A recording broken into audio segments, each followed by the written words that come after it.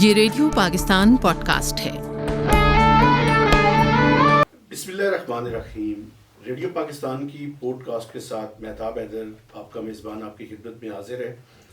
آج ہم پاکستان کی اکانومی اور انرجی سیکٹر کے اوپر گفتگو کریں گے، چونکہ آپ کو پتہ ہے کہ اس ٹائم پاکستان میں جو سب سے امپورٹنٹ ایشو ہے اور جو ہر عام آدمی کی جیب سے ریلیٹڈ ہے وہ پاکستان کی اکانومی ہے۔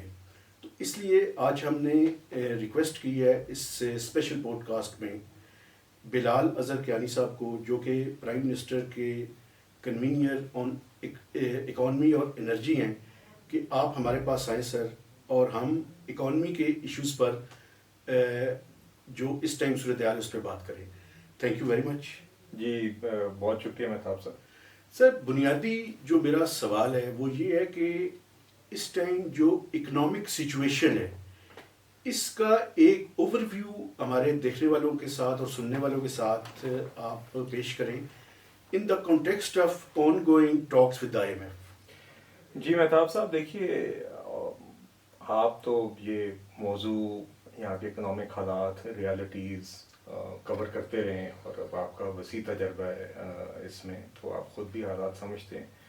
تو جو آپ کا سوال ہے وہ تو جو ہمارا امیڈیٹ ابھی پرابلم ہے اس کے حوالے سے ہے، اور اس میں جی آپ نے دیکھا کہ جب یہ موجودہ حکومت نے پاور اسیوم کی تو پچھلے سال اپریل میں، تو اس ٹائم پہ ہم ایک ایسی حالت میں تھے کہ پی ٹی آئی کی حکومت کے کیے ہوئے معاہدے کی خود انہوں نے ایک خلاف ورزی کی تھی، بریچ کر دیا تھا۔ تو آپ جانتے ہیں وہ پروگرام، بلکہ اگر آپ مجھے تھوڑی سی اجازت دیں، چونکہ عام طور پہ جب ہم ٹی وی ٹاک شوز پہ جاتے ہیں تو ٹائم کم ہوتا ہے، مگر آج چونکہ ہم معیشت کے اوپر یہ پوڈ کاسٹ کر رہے ہیں تو میں تھوڑا سا تسلی سے ایک آپ کے لسنرز کے سامنے ایک کانٹیکسٹ رکھنا چاہوں گا کہ جب 2018 میں پی ٹی آئی نے حکومت سنبھالی، اب وہ سنبھالی ان کو دی گئی، مسلط کی گئی، ہمارا تو یہی موقف ہے اور یہی حقیقت ہے، اور آج یہ حقیقتیں سب کے سامنے بار بار عیاں ہو رہی ہیں، جو ہم پی ایم ایل این بطور جماعت اور ہم بطور جماعتی کارکن بار بار یہ بات کہتے تھے۔ اس ٹائم بھی لوگوں کو نظر آتی تھی، اب وہ مزید عیاں ہو رہی ہیں۔ تو اس ٹائم پہ بنیادی طور پہ آپ کی انفلیشن لو تھی، جس حالت میں پی ایم ایل این چھوڑ کی گئی، آپ کی فوڈ انفلیشن 3% سے نیچے تھی، آپ کی سی پی آئی انفلیشن 4% سے نیچے تھی، آپ کے فسکل ڈیفیسٹ کافی حد تک کنٹرول ہو گیا تھا۔ 2017-18 میں تھوڑا سا اس میں اسپائک آیا تھا، مگر اس کے بعد جو حالات رہے اس کے کمپیرزن میں کم ہو گیا تھا، کم تھا۔ جی میں اسی پہ آ رہا تھا، مجھے پتا تھا آپ یہ بات کریں گے، اور یہ بات سچ ہے۔ دیکھیں، مگر آپ یہ بھی ذرا تسلیم کریں کہ 2013 سے 18 میں پہلی دفعہ پاکستان کی تاریخ میں ایک آئی ایم ایف پروگرام مکمل ہوا، اور آئی ایم ایف کا پروگرام اس طریقے سے مینیج ہوا کہ اس میں خسارے بھی مینیج ہوئے، اس کے نتیجے میں انفلیشن بھی نہیں ہوئی، اور آپ کی ایکسٹرنل اکاؤنٹ کی پوزیشن بھی اسٹرینتھن ہوئی، اور ساتھ ساتھ آپ نے باقی انڈیکیٹرز کو بھی ہم نے مینیج کیا، تو ایک بیلنس طریقے سے ہم چلتے رہے۔ ہاں یقیناً، اور اس کے بعد دیکھیے جب آپ کا پروگرام یہ ختم ہوا تو اس کے بعد ہم یہ سمجھتے تھے، اور اب بھی سمجھتے ہیں، کہ ہماری معیشت اس پوائنٹ پہ تھی کہ ایک اسٹیبلائزیشن کے پروسیس سے گزر کے ایک پروگرام کو مکمل کر کے ایک ٹیک آف سٹیج تھی اکانومی کی، اور اس وقت آپ کو یاد ہوگا کہ ایک حکومت نے پیکیج فار ایکسپورٹ انسینٹیوز بھی اناؤنس کیا تھا۔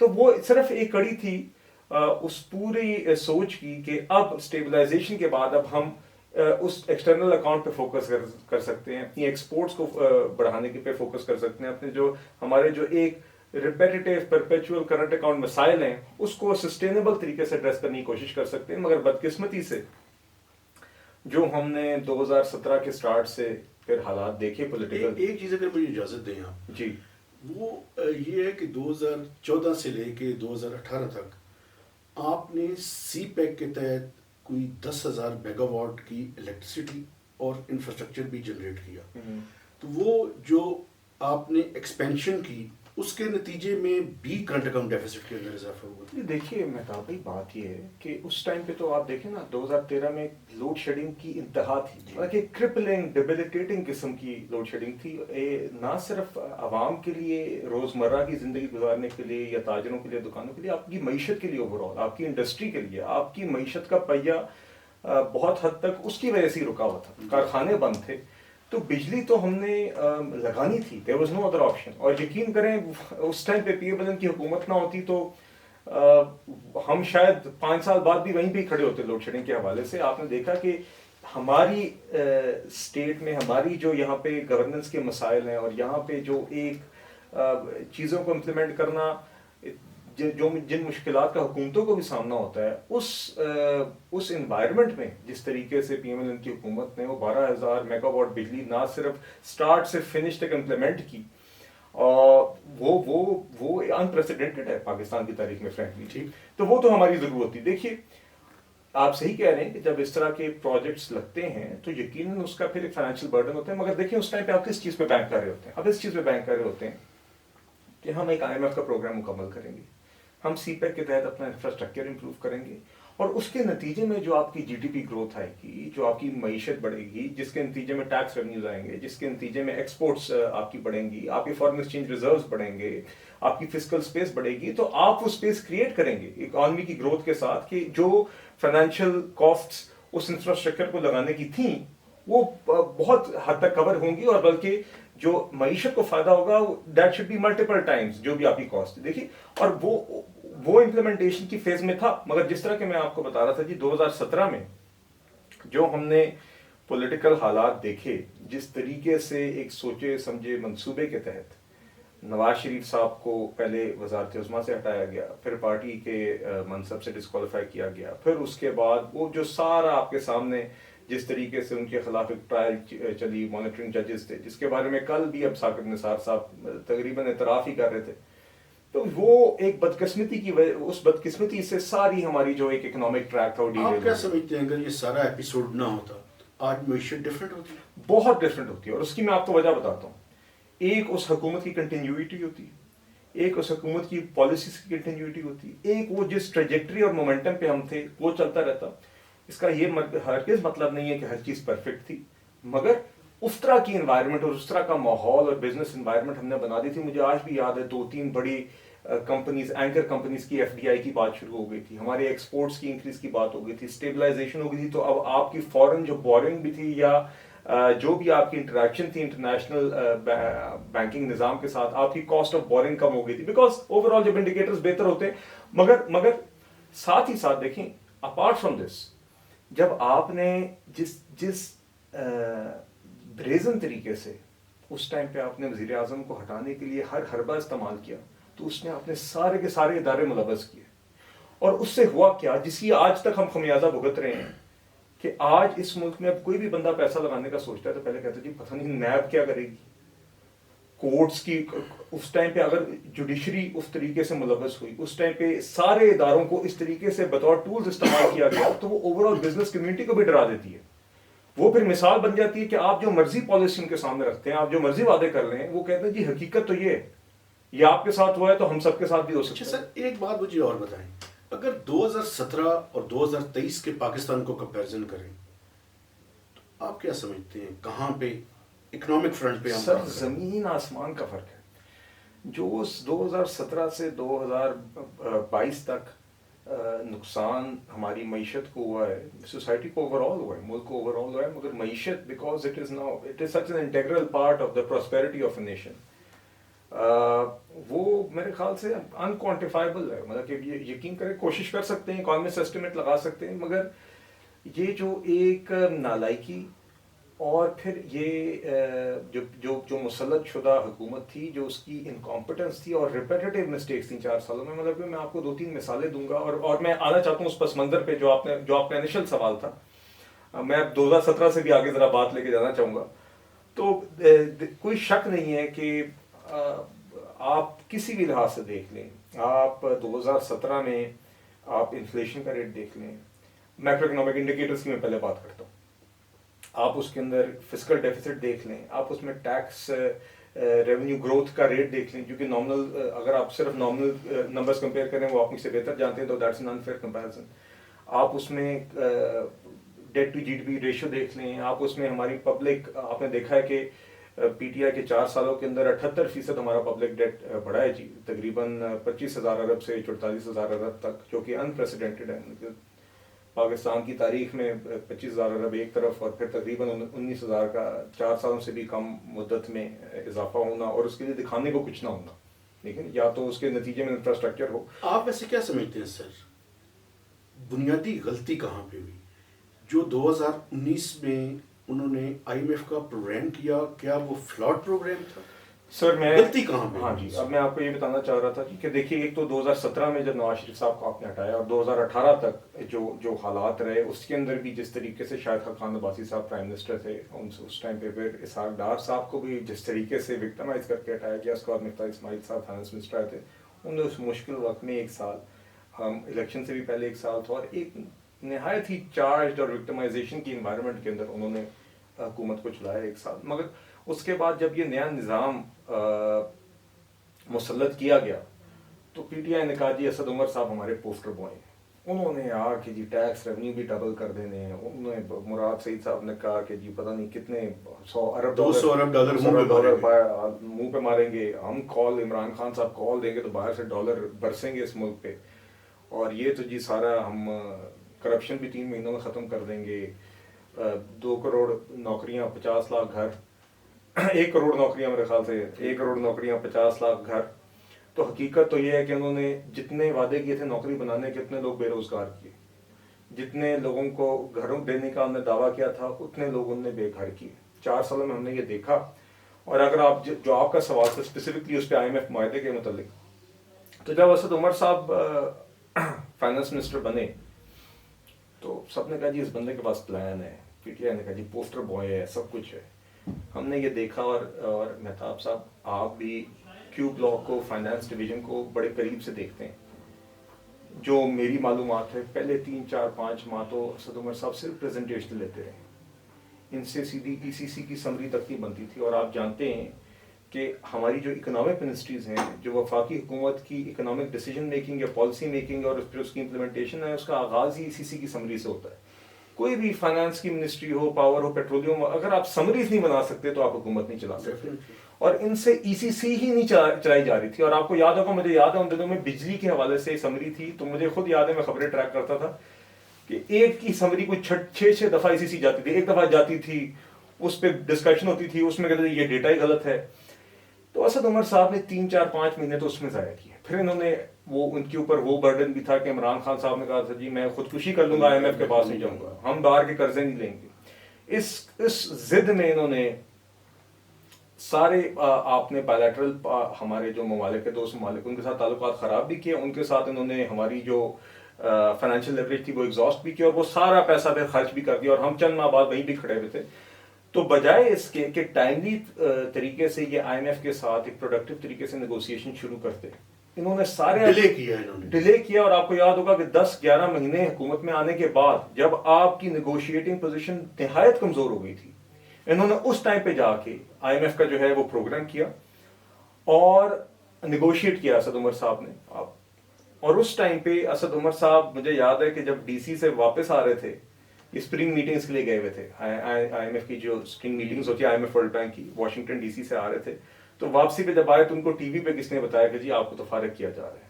پہلے انہوں نے ڈیلے کیا آئی ایم ایف کی نیگوسیشنز، پھر جا کے فائنلی جب کر لیں اور وہاں پہ کوئی ایک چیز ان پرنسپل کو یہ طے کر کے آئے تو واپس آئے. تو جس شخص نے 10 مہینے ڈیلے کیا اور پھر فائنلی چیزیں طے کی، اس شخص کو ان کو پتا چلا یہ فارغ کر رہے ہیں. آئی ایم ایف کے مشن نے وزٹ کرنا تھا Pakistan to finalise the programme, آپ کو یاد ہوگا. اس سے پہلے انہوں نے اسد عمر صاحب کو فارغ کیا، اپنے پوسٹر بوائے کو فارغ کیا 10 مہینے کی تباہی کے بعد. اور یہ وہی سال بائی دا وے جس میں ملک کی تاریخ میں پہلی دفعہ ہم نے نیگیٹو ٹیکس گروتھ دیکھی. آپ کو یاد ہوگا یہ بھی آپ کو یہ بھی میں یاد دہانی کرا دوں سیکٹری فائنانس اس ٹائم میں اسی طرف آ رہا تھا. اب دیکھیں باجوہ صاحب کو بھی جی نہیں جی یونس ڈاگا صاحب، یونس ڈاگا اور Tariq Bajwa governor state bank. تو آپ کو یاد ہوگا حفیظ شیخ صاحب آئے. حفیظ شیخ صاحب کو اپوائنٹ کیا جب آئی ایم ایف کا مشن آنا تھا، اسد عمر صاحب کے واشنگٹن سے آنے کے بعد اور آئی ایم ایف کے مشن کی وزٹ سے پہلے. جب آئی ایم ایف کا مشن پاکستان آیا تو حفیظ شیخ صاحب فائنانس منسٹر تھے.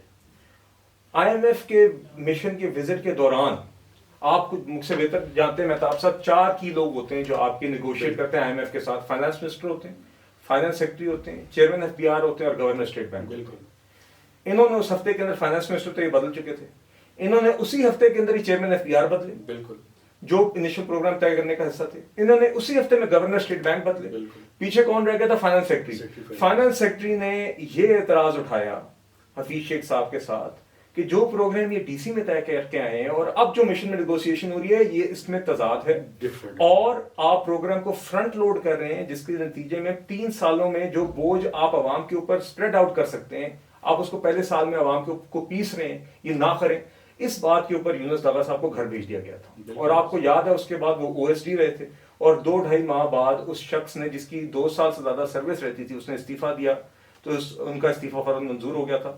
اور ایک ایسے وقت میں جہاں پہ ایسے قابل افسران کو لوز کرنا میرے نزدیک نہ صرف مطلب کہ اٹ واز کرمنل. آپ جانتے ہیں کہ ہماری بیوروکریسی کے بھی کیا چیلنجز ہیں, اور یہاں پہ افسر جو کام کرنے والے ہوتے ہیں وہ ملتے کتنی مشکل سے ہیں, بنتے کتنی مشکل سے ہیں.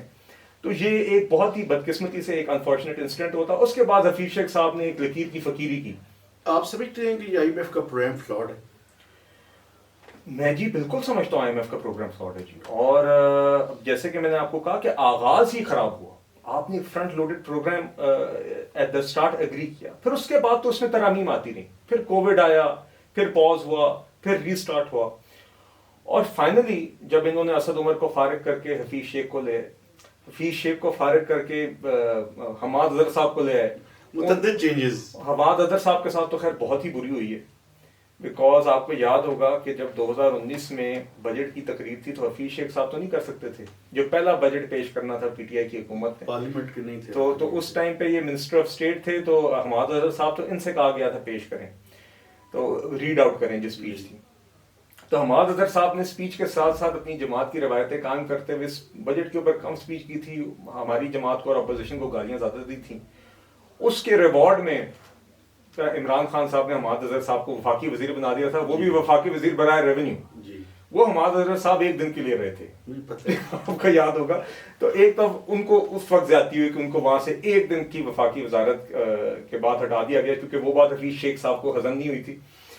پھر جب حفیظ شیخ صاحب کو فارغ کیا گیا تو حماد اظہر صاحب کو فائنانس منسٹر بنایا گیا اور رکھا گیا 17 دنوں کے لیے, جو کہ اگین میرے خیال سے ان کے ساتھ بڑی زیادتی ہوئی. وہ ہمیشہ ٹرانزیشن کے پیریڈ کے لیے رہے ہیں.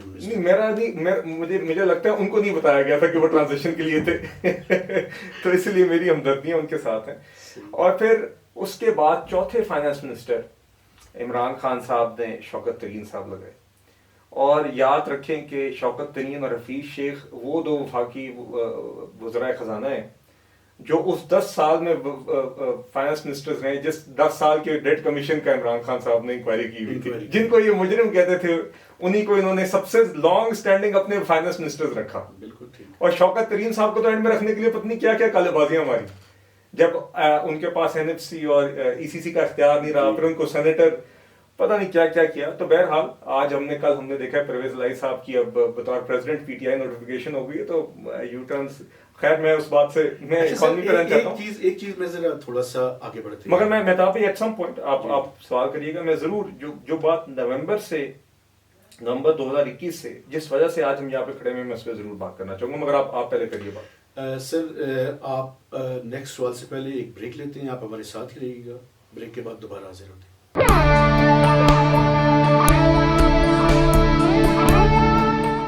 یہ ریڈیو پاکستان پوڈ کاسٹ ہے. جی thank you very much. Radio Pakistan podcast کے وقفے کے بعد مہتاب دوبارہ آپ کی خدمت میں حاضر ہے. سر آپ جو گفتگو فرما رہے تھے اور جو پس منظر تھا اس سارے جو اس ٹائم اکنامک میلٹ ڈاؤن جو ہم دیکھ رہے ہیں اس کا, وہ آپ نے بیان کیا. لیکن آپ کیا سمجھتے ہیں سر, جب جو ہم اس ٹائم آئی ایم ایف کے ساتھ جو نیگوسیشنز کر رہے ہیں اس میں ایک ٹرسٹ ڈیفیسٹ نظر آتا ہے, اس ٹرسٹ ڈیفیسٹ کی بنیادی وجہ کیا ہے؟ اس ٹرسٹ ڈیفیسٹ کی جی بنیادی وجہ پی ٹی آئی حکومت کے دیگر وزرائے خزانہ کی بار بار آئی ایم ایف کے اپنے ہی کیے ہوئے پروگرام کی وعدہ خلافی ہے. اور اس کی انتہا تب ہوئی جب فائنلی ایک اسٹاپ اسٹارٹ پروگرام کو نومبر 2021 میں جب شوکت ترین صاحب نے پھر بحال کیا, تو اس ٹائم پہ انہوں نے دیگر وعدے کیے, خاص طور پہ پیٹرولیم پروڈکٹس کی پرائسز کے حوالے سے بجلی ٹیرف کے حوالے سے ان نے کچھ وعدے کیے جن سے آپ واقف بھی ہیں، اور یہ بات تو خیر اب کافی حد تک عوام کو پتہ بھی ہے، مگر پھر بھی آئی تھنک دہرانے میں کوئی حرج نہیں، تاکہ فیکٹ سامنے ہوں کہ پیٹرولیم ڈیولپمنٹ لیوی پیٹرول پہ اور ڈیزل پہ بڑھانے کا وعدہ کیا تھا. سیلز ٹیکس کا میرے خیال سے ریٹ کا تو ذکر نہیں تھا، مگر سیلز ٹیکس لگانے کی بھی بات مینشن ہوئی ہوئی تھی. اسی طرح بجلی کے ٹیرفس کو بھی ریشنلائز کرنے کی بات ہوئی تھی، کیونکہ ہمارا ایک سرکولر ڈیٹ کا پرابلم ہے. تو یہ سب وعدے پی ٹی آئی کی حکومت نے نومبر 2021 میں کیے، مگر جب مارچ میں عمران خان صاحب کو یہ بات نظر آنے لگ گئی کہ ان کی حکومت جا رہی ہے، تو انہوں نے اس ٹائم پہ فروری میں کیا تھا سر. ہاں فروری میں جب ان کو نظر آ گیا سارا، فروری کے اینڈ پہ، بالکل جی فروری کے اینڈ میں، مارچ کی میں سوری اس حوالے سے مارچ کہہ رہا تھا، مگر یو رائٹ فروری کے لاسٹ ویک میں غلط ہوں. جب ان کو نظر آ گیا کہ ان کی حکومت اب جانے والی ہے اور یہ ووٹ آف نو کانفیڈنس آ رہا ہے، تو انہوں نے اس ٹائم پہ نہایت ہی غیر ذمہ دارانہ رویہ اختیار کرتے ہوئے اپنے ہی آئی ایم ایف پروگرام کے کیے ہوئے وعدوں کی خلاف ورزی کرتے ہوئے، آپ کو یاد ہے کہ پیٹرولیم پرائسز کی کمی اور بجلی کی پرائسز کی کمی فریز کر دیا تھا سر. جی فریز کر دیا، ریڈیوس بھی کیا اور پھر فریز کر دیا جون تک، بالکل.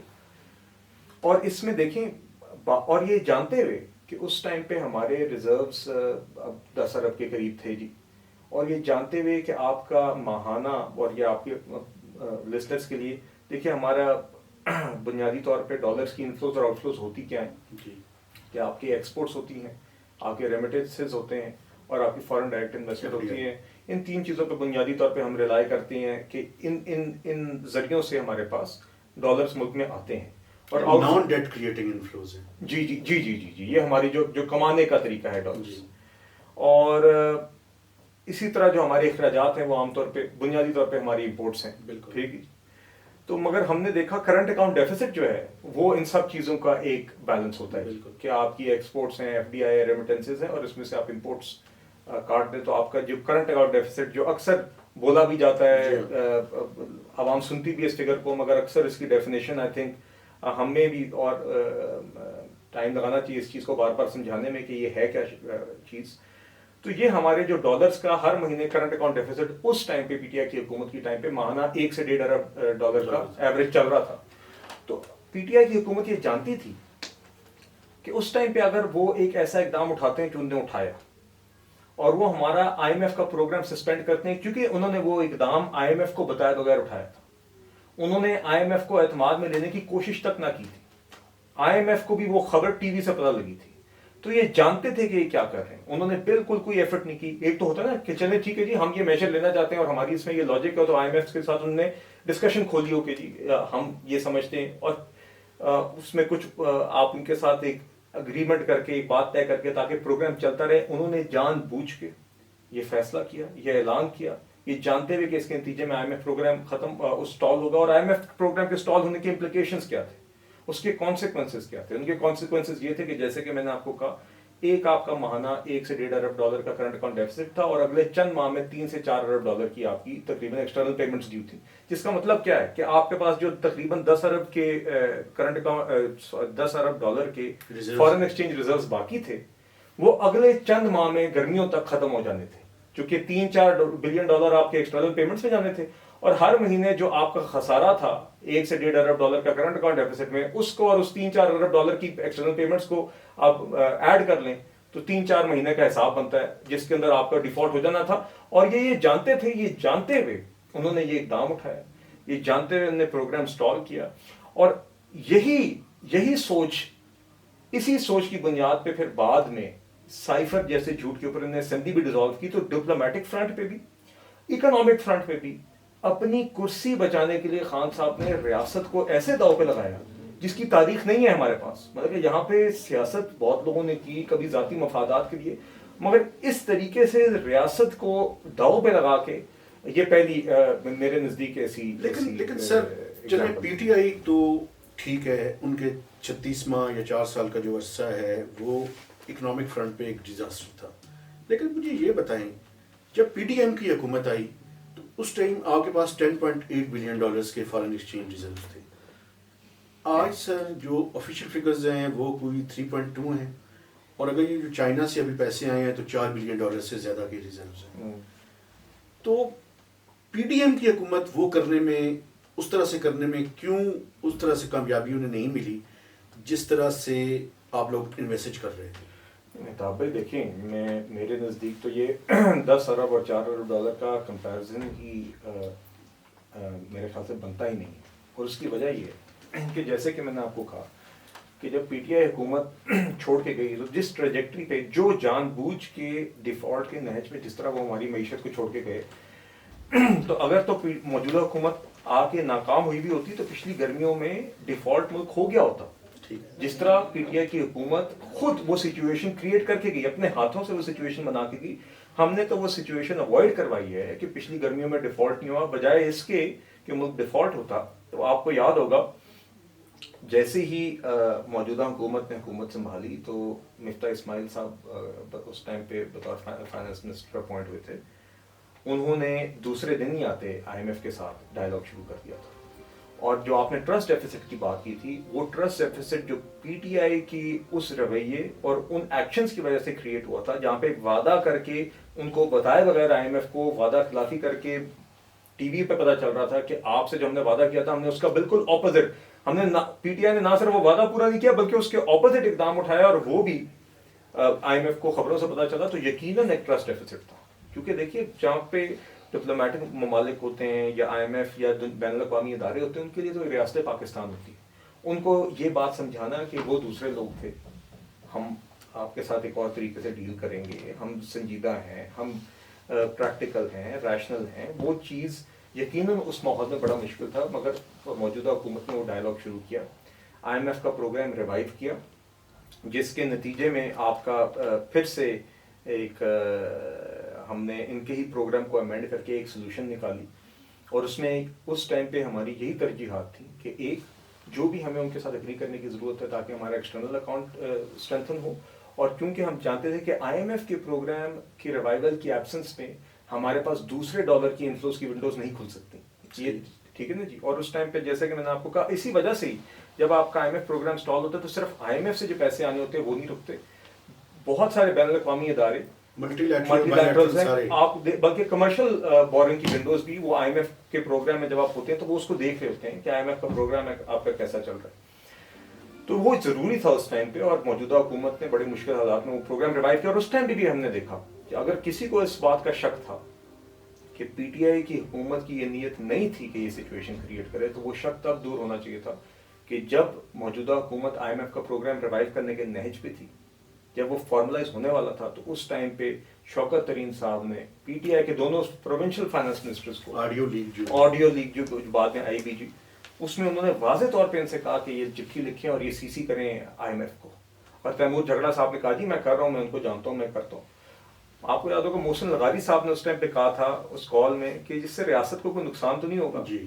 تو شوکت ترین صاحب نے اس بات کا سیدھا جواب دینے سے قاصر تھے. انہوں نے کہا تھا جی عمران خان نہیں تو ریاست کیا, اس طرح کر کے ہم نے کوئی جواب دیا تھا, اس طرح کا رویہ تھا جی. تو جو آپ کا سوال ہے, دیکھیے اس ٹائم پہ ہم نے ڈیفالٹ ایورٹ کیا, اور آپ نے اس کے بعد یقیناً آج بھی ہم مشکلات سے دوچار ہیں, آج ہم ابھی بھی بہت مشکل حالات میں ہیں, اور اس کے بعد یقیناً ریزروز ڈپلیٹ ہوئے ہیں, مگر ابھی $3 ارب ہونا اور پچھلی گرمیوں میں صفر ہونے میں زمین آسمان کا فرق ہے. یہ فیئر کمپیرزن ہے. دوسری بات, جب آئی ایم ایف کا پروگرام ہم نے ریوائیو کر لیا تو اس کے بعد آپ کو یاد ہوگا سیلاب جیسی آفت آئی اور انپریسیڈنٹڈ قسم کا نقصان. آپ کا ملک کا 1/3 حصہ پانی کے نیچے تھا, 3 کروڑ سے زائد پاکستانی اس سے متاثر ہوئے تھے. آپ کی کراپس, آپ کی بہت چیزیں ڈیمیج ہوئی تھیں, آپ کا انفراسٹرکچر ڈیمیج ہوا تھا, آپ کی بہت آلریڈی مشکل معاشی حالات کے اندر ایک ایسا دھچکا لگا تھا. تو اس کے اندر پھر آئی ایم ایف کے ساتھ بیٹھنا پڑا اور ان کو سمجھانا پڑا کہ جو ہم نے آپ کے ساتھ پروگرام ابھی اگری کیا تھا اس کو پھر سے ریویو کرنا ہوگا, کیونکہ ہمیں فسکل تھوڑی سی زیادہ اور فلیکسیبلٹی چاہیے ہوگی امیڈیٹ ریسکیو ریلیف اور ریہیبلیٹیشن ایفرٹس کے لیے بھی, جو انفراسٹرکچر ڈیمیج ہوا اس کے لیے بھی, جو کراپس ہماری ڈیمیج ہوئی ہیں اس کی دیگر چیزوں کے لیے. مگر سب سے بنیادی طور پہ جو ہمارے 3 کروڑ سے زائد پاکستانی متاثر ہوئے ہیں ان کو جو ہم نے مدد پہنچانی وہ ہماری اولین ترجیح ہے. تو اس کے نتیجے میں جو ایک پروگرام اگری ہوا تھا اور اس کے بعد صرف اس کے ریویوز ہونے تھے, وہ ڈسکشن پھر سے تھوڑی زیادہ وسیع ہو گئی. بالکل ٹھیک ہے نا جی. تو اس کا بھی ایک فرق آیا. مگر الحمدللہ تینوں ترجیحات کو ساتھ لیتے ہوئے کہ ہماری ایکسٹرنل اکاؤنٹ کی پوزیشن بھی بہتر ہو, عوام کے اوپر بھی کم سے کم بوجھ ڈلے, اور سیلاب متاثرین کی بھی ہم مدد کر سکیں اور اس کے امپیکٹ کو بھی ایڈریس کر سکیں, یہ تینوں ترجیحات لے کے یہ حکومت چلتی رہی. سر مجھے اجازت دیجیے گا, ایک وقفہ لیتے ہیں. میں ایک بات ان کی تھوڑی سی آگے بڑھا دوں. سیلاب میں $30 بلین کے جو ہے وہ لاسز ہوئے ہیں, اور ریکنسٹرکشن کی کاسٹ $16 بلین ہے, جس میں سے 8 سے 10 بلین ڈونرز نے دینے ہیں, اور $8 بلین حکومت پاکستان نے اپنے ریسورسز سے ان نیکسٹ فیو ایئرس اس پہ کنسٹرکشن کمپلیٹ کرنی ہے. تو ایک وقفہ لیتے ہیں. وقفے کے بعد ہم صرف یہ جو پرابلمز ہیں انہیں کو ڈسکس نہیں کرنا چاہتے, بلکہ سلوشنز کی طرف جانا چاہتے ہیں. تو ایک وقفہ لیتے ہیں, وقفے کے بعد ہمارے ساتھ ہی رہیے گا. خدا حافظ.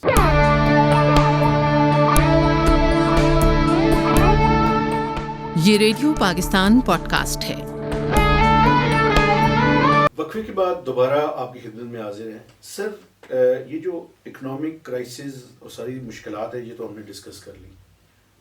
سلوشن, اور سلوشن بھی شارٹ, میڈیم اور لانگ ٹرم, 2 سے 3 آپ کی نظر میں کون سی ایسی چیزیں ہیں جن پہ امپلیمنٹیشن انتہائی ضروری ہے؟ سر شارٹ ٹرم میں تو ہم امیڈیٹ چیلنج کی بات کرتے ہیں. شارٹ ٹرم میں تو ابھی بھی ایک آپ کہہ لیں فائر فائٹنگ موڈ ہی چل رہا ہے, جس میں ہم دیکھیں نا IMF کا اب اسٹاف لیول اگریمنٹ ہونے والی ہے جی. کب تک ایکسپیکٹڈ ہے ویسے؟ ہم ایکسپیکٹ کریں جی اگلے چند دنوں میں. اب آپ نے دیکھا ہے مہتاب صاحب کے پچھلے چند ہفتوں میں آپ نے دیکھا بہت سارے میجرز لیے گئے ہیں, پریکٹیکلی امپلیمنٹ ہوئے, اور یہ اس ٹرسٹ ڈیفیسٹ کی عکاسی ہے. دیکھیے جب جو ایگزسٹ کرتا اس ٹرسٹ ڈیفیسٹ کی قیمت ہے میرے خیال میں. جی اس کی قیمت بالکل یہ آپ نے بہتر لفظ یوز کیا, کیونکہ جب 2013 سے 18 کی حکومت کے اندر بھی IMF کے ساتھ نیگوشیشن ہوئی تھی تو آپ جانتے ہیں کہ بہت چیزیں نیگوشیشن میں اگری ہوتی تھیں, کچھ چیزیں وہ امپلیمنٹ ہو جاتی تھیں, نوٹیفائی ہو جاتی تھیں, کچھ چیزوں کے وعدے ہوتے تھے ٹائم لائنس کے ساتھ. ہم نے اس دفعہ یہ دیکھا ہے کہ ٹرسٹ ڈیفیسٹ اتنا زیادہ تھا کہ وہ وعدوں پہ IMF کم اور امپلیمنٹیشن پہ زیادہ زور تھا. ایگریمنٹ سے پہلے ایکشنز چاہتے ہیں, اور کچھ چیزیں ایسی ہوتی تھیں کہ کچھ چیزیں آپ امپلیمنٹ کرتے تھے تو اسٹاف لیول اگریمنٹ ہوتی تھی اور کچھ چیزوں کا وعدہ کرتے تھے. پھر کچھ چیزیں ایسی ہوتی تھیں جو آپ نے اسٹاف لیول اگریمنٹ اور بورڈ اپروول کے بیچ میں امپلیمنٹ کر دی ہوتی تھی. پھر کچھ چیزیں ایسی بھی ہوتی تھیں جس پہ وہ کہتے ہیں چلیں آپ بورڈ اپروول کے بعد اگلے ریویو سے پہلے کر لیں. اس دفعہ ہم نے دیکھا کہ تقریباً ہر چیز پہ ہی ان کا اصرار رہا ہے کہ اسٹاف لیول اگریمنٹ سے بھی پہلے ساری چیزیں پہلے کریں. سپلیمنٹری فائنانس بل آپ نے دیکھا, بجلی اور گیس کے ٹیکس ریویژنز دیکھے, مگر آپ نے اس میں بھی دیکھا کہ ان حالات میں بھی, ان ٹف حالات میں بھی جب یہ ریویو کی ڈسکشنز ہوئی ہیں IMF کے ساتھ, تو ان حالات میں بھی بینظیر انکم سپورٹ پروگرام کی جو ایلوکیشن ہے وہ 360 ارب سے 400 ارب پہ بڑھائی گئی. کل آپ نے دیکھا کہ وزیر اعظم صاحب نے رمضان پیکج کے حوالے سے اعلان کیا. تو جو حکومت کے بس میں ہے, وفاقی حکومت کے بس میں ہے, وہ ہم ابھی بھی کر رہے ہیں. اور مگر شارٹ ٹرم میں ہماری ترجیح یہی ہے جو میں نے آپ سے پہلے کہا, ایک کہ ہمیں بالکل اپنا IMF کا پروگرام مکمل کرنا ہوگا, اور ہمیں ایکسپورٹس کے اوپر جتنا بھی ہم بڑھا سکتے ہیں. آپ دیکھ رہے ہیں کہ تھوڑا سا کرنٹ اکاؤنٹ ڈیفیسٹ کے اندر جو امپورٹس ہیں اس پہ بھی کنٹرول ہیں. ہم نے سارے اپنی پاس جو ہمارے پاس ٹولز اویلیبل ہیں ان کو استعمال کرتے ہوئے اپنے ایکسٹرنل اکاؤنٹ کی پوزیشن بہتر کرنی. مطلب کہ جو ہمارے پاس فارن ایکسچینج ریزروز کی مقدار ہے, جو ریزروز ہیں ان کو ہم نے بڑھانا ہے. کم از کم ہم 2 سے 3 مہینے کا امپورٹ کور, مطلب کہ 15 سے 18 ارب 15 سے 20 ارب ڈالر کے اندر جب ہمارا وہ فگر جائے گا تب آئی تھنک ہم زیادہ کمفرٹیبل ہو سکیں گے. اور اپنے آپ کو ہمیں وہاں پہ جا کے آئی تھنک ہمیں اس چیز کو دوسروں چیزوں کی کاسٹ کے اوپر شاید کم پرائرٹی دینے کا ہمیشہ موقع ملے. دوسری چیز ہم نے ساتھ ساتھ یہی کوشش کرنی ہے کہ عوام پہ کم سے کم بوجھ ڈلے, اور جہاں پہ ممکن ہو, جس طرح بینظیر انکم سپورٹ پروگرام ہے, جس طرح یہ رمضان پیکج ہے, جو ممکن ہو وہ اقدامات اٹھائیں. اور تیسری شارٹ ٹرم میں ہمیں اپنی جو فلڈ افیکٹیز ہیں اور جو اس کے نتیجے میں نقصانات ہوئے ہیں اس کی ابھی تک ہمیں اس کی ایفرٹ جاری رکھنی ہے. جی ٹیکس ریونیوز پہ سر تھوڑا سا بتائیں. سر دیکھیے ٹیکس ریونیوز پہ ابھی تو ایک بیلنسنگ ایکٹ چل رہی ہے. جی آپ نے دیکھا ہے کہ یقیناً ہم جب امپورٹس کنٹرول کرتے ہیں تو اس کا افیکٹ ٹیکس ریونیوز میں بھی ریفلیکٹ ہوتا ہے, مگر اس کے باوجود حکومت کی پوری کوشش جاری ہے کہ انشاءاللہ ٹیکس ٹارگٹ پورا ہو. اب اگر آپ اجازت دیں تو میں آپ نے میڈیم ٹرم اور لانگ ٹرم کی بات کی تھی, مگر آپ کچھ پوچھنا چاہتے ہیں؟ میں یہ پوچھنا چاہ رہا تھا کہ آپ کا انرجی کے اوپر بھی ہے، تو پاور سیکٹر میں ٹیرف ہی بڑھانا حل ہے؟ وہ جو لانگ سٹینڈنگ ریفارمز ہیں، میں آپ جب آپ نے میڈیم اور لانگ ٹرم کی بات کی تو اسی بات سے ٹائن کرتی ہے جی.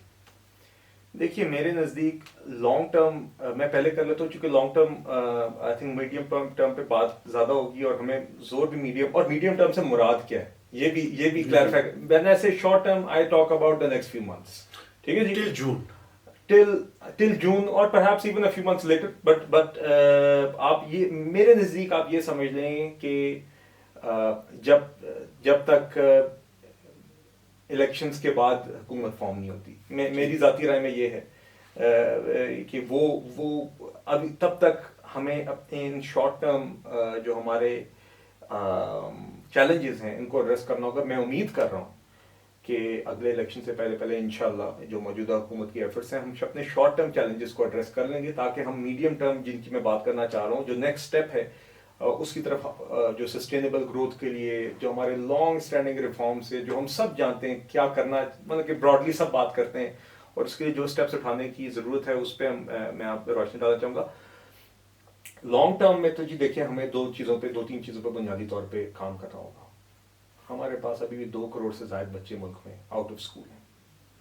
آپ جب تک آپ ہیلتھ مسائل کو، آپ اپنی ایجوکیشن انفراسٹرکچر کی شارٹیج کو، ٹیچر ٹریننگ کی شارٹیج کو، آپ اپنے ان بچوں کے ساتھ ہم جب تک بطور ریاست انصاف نہیں کریں گے، ہماری گروتھ، ہماری معیشت، ہماری پراسپیرٹی میرے نزدیک جب تک ہم ان کو فیل کرتے رہیں گے تب تک. اور میں یہ اجتماعی بات کر رہا ہوں جی کہ ہمیں ایسا کیوں ہے کہ 2 کروڑ سے زائد بچے جو ہیں وہ اس میں ایک اجتماعی گورننس، یہ ہماری ایک چیز ہے جو ایک ایمرجنسی ہے میرے نزدیک. اس کو جب آپ ایڈریس کریں گے، سارے بچوں کو تعلیم کا موقع دیں گے، ان کو اچھی غذا دیں گے، ساتھ ساتھ آپ کی تعلیم کا معیار بہتر ہوگا، تو آپ کی ہمارے پاس لیبر فورس تو بہت ہے مگر اس کی ہم پروڈکٹیوٹی بھی بڑھا سکیں گے اور پراسپیرٹی بڑھائیں گے، اور یہ ہیلتھ انفراسٹرکچر بھی اسی کے ساتھ ہے. پھر ساتھ ساتھ آپ نے دیکھا کہ ہمارے اسٹنٹڈ گروتھ کے مسائل ہیں، ہمارے پانی کی کوالٹی کے مسائل ہیں، یہ چیزیں جڑی ہوئی ہیں آپ کی اکنامک گروتھ کے ساتھ. اسی طرح جس طرح بنگلہ دیش میں آپ نے دیکھا ہے کہ ویمن پارٹیسپیشن لیبر فورس میں ایک کی فیکٹر ہے. تو میرے نزدیک لانگ ٹرم میں ہمیں اس طرح کے فیکٹرز دیکھنے ہوں گے. اب آپ نے جو بات کی میڈیم ٹرم کی، جی سر، دیکھیے میڈیم ٹرم کے اندر ہمیں وہ سارے ریفارمز کرنے پڑیں گے جو ہم عرصے سے جانتے ہیں. اس میں 2-3 مین چیزیں شامل ہیں. دیکھیں ہمارا ایک بوم اینڈ بس سائیکل چل رہا ہے اس ملک میں. جب بھی ہماری معیشت جب بھی 4 یا 5% سے زیادہ گروتھ دکھاتی ہے جی بالکل، تو ہمارا کرنٹ اکاؤنٹ ڈیفیسٹ کا مسئلہ بنتا ہے، اور بجٹ ڈیفیسٹ بھی بالکل. ہماری کیونکہ اکثر کبھی یہ گروتھ جو ہے وہ کنزمپشن لیڈ ہوتی ہے، تو امپورٹس تو جی ڈی پی گروتھ کے ساتھ بڑھ جاتی ہیں، ایکسپورٹس اس لحاظ سے نہیں بڑھتی. ریمیٹنسز کی ایک اسٹڈی گروتھ ہوتی ہے. ایف ڈی آئی ہمارے پاس فارن ڈائریکٹ انویسٹمنٹ اس طرح نہیں ہے جس طرح ایمرجنگ مارکیٹس کے دوسرے ممالک میں ہوتی ہے، تو مگر ہماری ایکسپورٹس بھی بدقسمتی سے اس اسپیڈ سے نہیں بڑھتی. جی، اگر یہی رہا تو جب بھی ہم G D P growth achieve کریں گے تو ہم پھر سے اسی مسئلے میں آئیں گے. اس لیے میرے نزدیک ہمیں فارن ڈائریکٹ انویسٹمنٹ پہ تو ضرور فوکس کرنا چاہیے، مگر مینلی ہمیں ایکسپورٹس کو بڑھانے کے لیے جو کرنے کی ضرورت ہے ہمیں کرنا چاہیے. بالکل. اس کے اندر ہمیں یہی بھی دیکھنا ہوگا کہ جو ہمارے ایکسپورٹ اورینٹڈ سیکٹرز ہیں کہ کیا جو وہ امارات لیتے ہیں، کیا جو وہ انسینٹیوز لیتے ہیں، کیا جو وہ مٹیریل امپورٹ کرتے ہیں، کیا وہ ایکسپورٹس بڑھانے کی طرف جا رہے ہیں کہ نہیں. ویلیو ایڈیشن نہیں، اور ویلیو ایڈیشن بھی ڈالر ٹرمز میں. دیکھیں اگر ایک ایکسپورٹ اورینٹڈ سیکٹر کی کمپنی ڈالر خرچ کر رہی ہے را مٹیریل پہ، ڈالر خرچ کر رہی ہے دیگر چیزوں پہ، تو ہم نے بطور ریاست اب یہ دیکھنا کہ کیا اس کو ڈالر ٹرمز میں ہمارے فارن ایکسچینج ریزروز کی مد میں کیا ہمیں اس کا مارجن مل رہا ہے، کیا ہمیں اس کی مل رہی ہے، ہمیں انفلو آف ڈالرز ایکسپورٹس کی صورت میں. ہمیں وہ اس لنکیج کو ہمیں دیکھنا پڑے گا جی. جو کیونکہ ہم نے دیکھا ہے کہ بہت دفعہ ایکسپورٹ اورینٹڈ سیکٹرز نے انسینٹیوز تو لیے ہیں اسی وعدے کے ساتھ کہ ایکسپورٹ بڑھائیں گے، مگر ہم نے اس طرح کی پرفارمنس نہیں دیکھی. سر میں یہی سوال کرنا چاہتا ہوں، یہ جو سبسڈیز کا کلچر ہے اور خاص کر امیروں کی سبسڈیز، ایکسپورٹرز کی سبسڈیز، یہ سبسڈی تو لے لیتے ہیں لیکن ایکسپورٹس اتنی نہیں بڑھتی، تو اس کو لنکیج نہیں ڈیولپ کرنے کی ضرورت؟ یہی میں آپ سے کہہ رہا ہوں، یقیناً کرنے کی ضرورت ہے جی. اس کے علاوہ ایکسپورٹس میں ہمیں ڈائیورسفیکیشن بھی دیکھنی ہوگی کہ ہمیں اور سیکٹرز کی طرف بھی توجہ دینی ہوگی. جس طرح آپ کا ٹیکنالوجی ہے، آپ کے پاس اسٹارٹ اپس اور یہ آپ کے پاس اچھا خاصا ٹیکنالوجی کا HR ہے. ہم نے نوٹ کیا کہ بہت سارے، یہ ایک مثال ہے کہ آپ کے دیگر اسٹارٹ اپس کے جو فاؤنڈرز ہوتے ہیں وہ ینگ ٹیلنٹڈ بچے ہوتے ہیں، اکثر یونیورسٹی سے نکلے ہوتے ہیں، اکثر یونیورسٹی میں بیٹھے ہوتے ہیں، مگر ہم ان کو وہ ایکو سسٹم یا انوائرمنٹ ہی نہیں دے سکتے. ان کو سمجھ نہیں آتی کہ اگر ان کو فنڈ ریزنگ کرتے ہیں تو پاکستان میں پیسے پہنچائیں، وہ ریپیٹریشن ہو، وہ ان کو اکثر بہت بنیادی مسائل ہوتے ہیں. تو ہمیں اس طرح کی چیزوں کو دیکھ کے جو ایز آف ڈوئنگ بزنس سے ریلیٹڈ ہے اور خاص طور پہ اس سیکٹر سے ریلیٹڈ ہیں جو دنیا میں نظام چل رہا ہے، ہمیں اس طرح کی انوائرمنٹ بنا کے یہ دیکھنا پڑے گا تاکہ ہم اس کو ان لاک کر سکیں اور یہ یقینی بنائیں کہ اگر یہاں پہ پاکستانی کوئی کام کر رہے ہیں تو وہ بجائے اس کے کہ اس کی جو ارننگ ہے وہ کہیں بائی پارک ہو رہی ہو، وہ ہم کس طریقے سے انسینٹیوائز کر سکتے ہیں کہ یہاں پہ دیکھیں انویسٹرز کے لیے جن لوگوں نے آپ سے چیزیں خریدنی ہیں ان کے لیے پوری دنیا کھلی ہے. آپ کا کمپٹیشن پوری دنیا کے ساتھ ہے. ہمیں اس چیز کو مد نظر رکھنا ہوگا. اچھا، خواہ وہ آپ کوئی سروس ایکسپورٹ کر رہے ہیں، خواہ وہ آپ FDI کے لیے لڑ رہے ہیں، خواہ وہ آپ کوئی گڈ ایکسپورٹ کر رہے ہیں، ہمیں دیکھنا ہوگا کہ how do we make this space attractive for investors and buyers and what we need to do to improve it. Export سے ہی ریلیٹڈ، ڈیورسفیکیشن سے ہی ریلیٹڈ ہمیں اپنے ایگریکلچر سیکٹر کو بھی دیکھنا ہوگا. اور اس میں ایکسپورٹ سے علیحدہ بھی ایک پوائنٹ ہے کہ ہمیں اپنی ایگریکلچرل پروڈکٹیوٹی بڑھانی ہوگی. ہماری ییلڈز لائف اسٹاک کی دیکھ لیں آپ، اور آپ ہماری ایگریکلچرل کراپس کی دیکھ لیں، پروڈکٹس فروٹس ویجیٹیبلس کی دیکھ لیں، وہ نہیں ہے جو دنیا جس پیس پہ ییلڈز جاری ہیں. وہ ییلڈز ہم بڑھائیں گے. ہم پرائمریلی ابھی بھی ایک ایگریرین اکانومی ہیں اور ہمیں اپنے ایگریکلچرل پروڈکٹیوٹی کو بڑھا کے اپنی مقامی ضروریات بھی پوری کرنے کی ضرورت ہے. ہمیں اس کو اپنی ایک ایکسپورٹ کی ایک بیس بنانے کی ضرورت ہے، اور اس کے بعد ہمیں یہ بھی دیکھنے کی ضرورت ہے کہ ہم کس طرح اپنی ایگریکلچرل پروڈکٹس کی بنیاد پہ ہم ویلیو ایڈڈ پروڈکٹس بنا کے ایکسپورٹ کر سکیں. اچھا، ایک چیز سر میں یہ سوال بھی کروں گا، آپ کی بات کو ایڈیشن میں کر دوں. پچھلے سال ہم نے کوئی $10 بلین سے زیادہ کی ایگریکلچر پروڈکٹس امپورٹ کی ہیں، اور ایک ایگریکلچر ملک ہونے کے ناطے میں سمجھتا ہوں یہ کوئی اچھی بات نہیں ہے. ایک سوال جو میں بڑا ضروری سمجھتا ہوں، دیکھیں یہ IMF کا پروگرام جون میں ختم ہو جائے گا، چاہے حکومت کسی کی بھی ہو. آپ کیا سمجھتے ہیں کہ جس کسی کی بھی حکومت ہو، کیا ہمیں ایک نئے IMF کے پروگرام کی ضرورت ہوگی؟ مہتاب صاحب، یہ بات ابھی میرے نزدیک تھوڑی سی پریمیچور ہے، مگر میں اتنا ضرور کہوں گا as a student of economics, as a student of finance and جو ہمارے معاشی حالات ہیں، کہ ہمیں کوئی بھی پاسبلٹی رول آؤٹ نہیں کرنی چاہیے اور ہمیں ساری آپشنز اوپن رکھنی چاہیے. اللہ کرے اگر ہماری اس طرح کی انفلوز ہو جائیں، ہمارے فارن ایکسچینج ریزروز 2 سے 3 مہینے کے انپٹ کور پہ چلے جائیں، تو ممکن ہے کہ شاید ہمیں اس کی ضرورت نہ ہو، مگر ہمیں بالکل ساری آپشنز کو دیکھنا بھی چاہیے.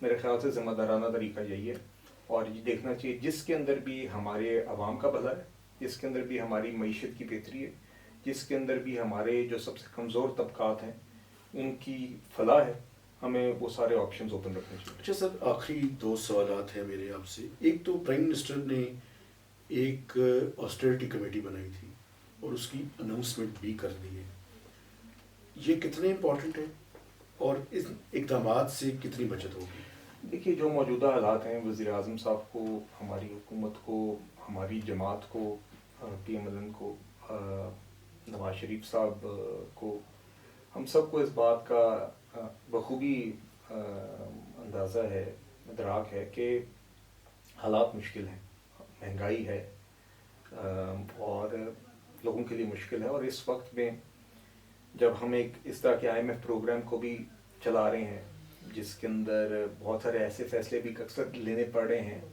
ٹو انشور کہ ہم ڈیفالٹ اوائڈ کریں یا ہمارے ڈالر انفلوز آئیں، جس طرح کہ آپ نارمل حالات میں نہ کرنا چاہتے ہوں، تو یقیناً اس کی کاگنیزنس اور انڈرسٹینڈنگ ہے کہ کتنے حالات مشکل ہیں. تو اس طرح کے ماحول میں بہت ضروری ہے کہ حکومت اپنے اینڈ سے جو بھی اخراجات کم کر سکتی ہے جس سے ہمارا فسکل ڈیفیسٹ کم ہو. ایک طرف ٹیکس ریونیو گروتھ بڑھانی ہے، مگر ساتھ ساتھ جو بھی اخراجات کم ہو سکتے ہیں تاکہ ہم اپنا خسارہ کم کریں. خسارہ کم کرنے کے نتیجے میں آپ کو جو حکومت کو قرضہ لینا پڑتا ہے وہ کم ہوتا ہے، اس کے نتیجے میں جو آپ کا انٹرسٹ ایکسپینس ہے وہ کم ہوتا ہے. تو یہ ساری چیزیں لنکڈ ہیں.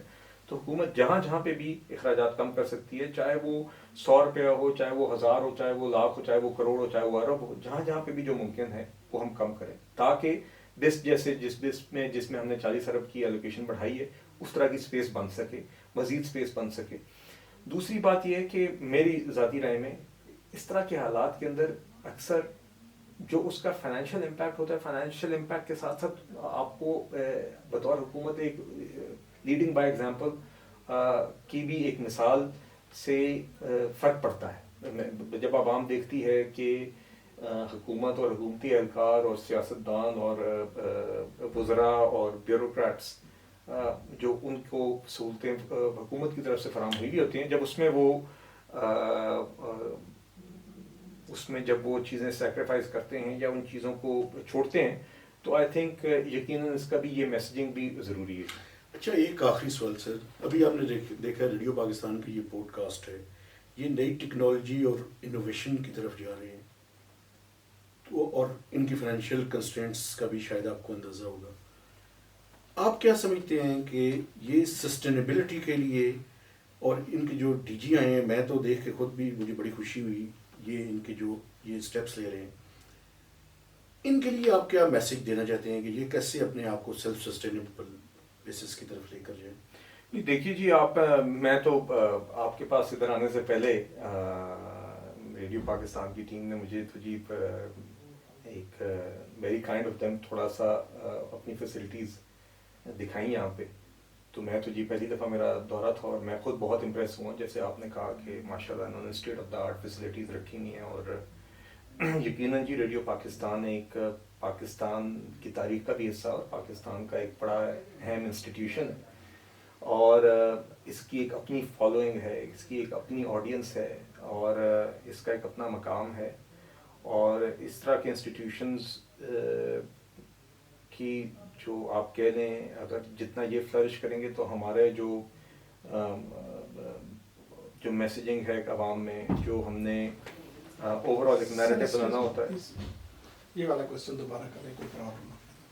آخری والا کوشچن بچوں کیا ہے نا، پلیز آنسر. جی جی جی سر، پھر مجھے ذرا اجازت دیجیے گا، میں تھوڑا بس آخری یہ کوشچن یہ. Ready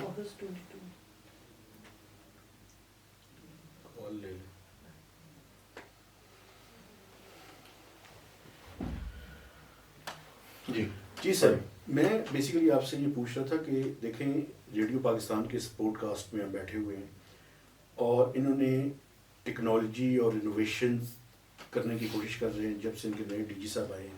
it's quite amazing. آپ کا اور ان کی سیلف سسٹینیبلٹی کے لیے اور جو فائنینشیل کنسٹرینٹس ہیں ریڈیو پاکستان کی، ان کو سامنے رکھتے ہوئے آپ کیا میسج دیں گے ان کو کہ یہ کس طرح سے اپنے آپ کو سیلف سسٹینیبل سطح پہ لے کے جائیں ایک ایسے کانٹیکسٹ میں جب حکومت فائنینشیل کنسٹرینٹس کا شکار ہے؟ جی مہتاب صاحب، میں نے آپ جیسے کہ آپ نے کہا، میں بھی جب یہاں پہ آ جائے ہوں تو میرے پہلی دفعہ میں نے یہاں پہ فیسلٹیز وزٹ کی ریڈیو پاکستان کی، تو بڑی خوشی ہوئی ان کی فیسلٹیز دیکھ کے. ان کی ٹیم نے مجھے ایک مختصر سا ٹور بھی دیا آپ کے ساتھ یہ پوڈ کاسٹ شروع کرنے سے پہلے، تو بڑی خوشی ہوئی دیکھ کے جی، کیونکہ ریڈیو پاکستان ایک نیشنل انسٹیٹیوشن ہے اور ایک تاریخ کا، ہماری تاریخ کا ایک اہم حصہ ہے. انہوں نے مجھے وہ آغاز میں جب میں نے انٹر کیا تو انہوں نے میوزیکل انسٹرومنٹس رکھی ہوئی اور ان آرٹسٹ کے ناموں کے ساتھ جنہوں نے وہ انسٹرومنٹس بجائی تھیں، اور وہ ہمارے مختلف جو ریاست کی دھارے ہیں یا آپ کہہ لیں ہمارے پاکستان کے دیگر جو حصے ہیں ان سے ان انسٹرومنٹس کا تعلق، ان آرٹسٹ کا تعلق، ان کی ریپرزنٹیشن یہاں پہ تھی. تو یہ دیکھیں یہ ہماری ایک نیشنل کریکٹر کا حصہ ہوتی ہیں. اور ساتھ ہی ساتھ سب سے اہم جو شاید ان کے پاس یہاں پہ ویلیوبل تھا وہ ایک مائکرو فون ہے جو قائد اعظم نے استعمال کیا تھا. تو یقیناً they are part of our history, اور اس کی ریڈیو پاکستان کی سسٹینیبلٹی اور گروتھ سے یقیناً ہماری جو ہم ایک نیشنل نیریٹو ہمارا ہوتا ہے عوام تک بات پہنچانے میں ایک اہم کردار ہے. ایک اس میں یقیناً جتنا یہ گرو کریں گے اور فلرش کریں گے اور تھرائیو کریں گے تو ہمیں عوام کے ساتھ، عوام میں ایک میسیجنگ اور عوام میں جو ایک نیریٹو بنانا ہوتا ہے، اور اس میں یقیناً ایک اہم کردار ان کا جاری رہے گا. جو آپ کا سوال ہے فائنینشیل کنسٹرینٹس کے حوالے سے، میں نے ایک آتے ہوئے اتفاقاً ان کو ایک تجویز دی تھی کہ اتنی اچھی آپ کا فیسلٹیز ہیں اور یہ ریڈیو چینلز بھی چلا رہے ہیں، یہ پوڈ کاسٹ بھی کرتے ہیں. پھر انہوں نے مجھے بتایا کہ جس طرح ہم یہاں پہ بیٹھے ہوئے ہیں تو بہت ساری ان کی ریڈیو جو پروگرامز ہیں وہ ساتھ ساتھ اسٹریم بھی ہو رہے ہوتے ہیں ویڈیو اسٹریم کے ساتھ.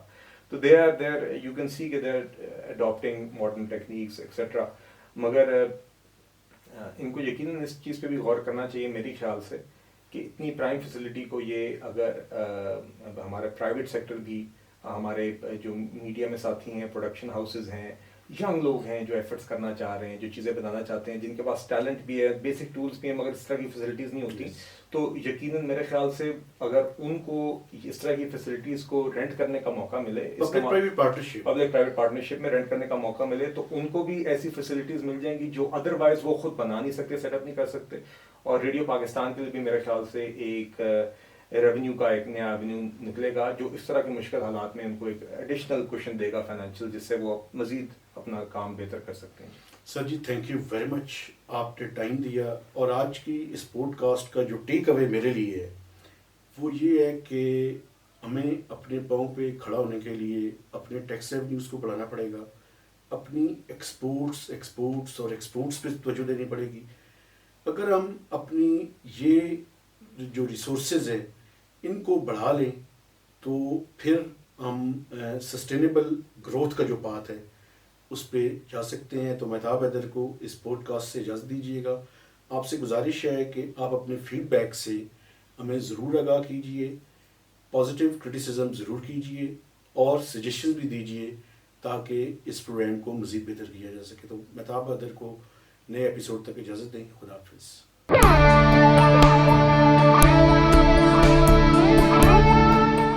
یہ ریڈیو پاکستان پوڈ کاسٹ ہے.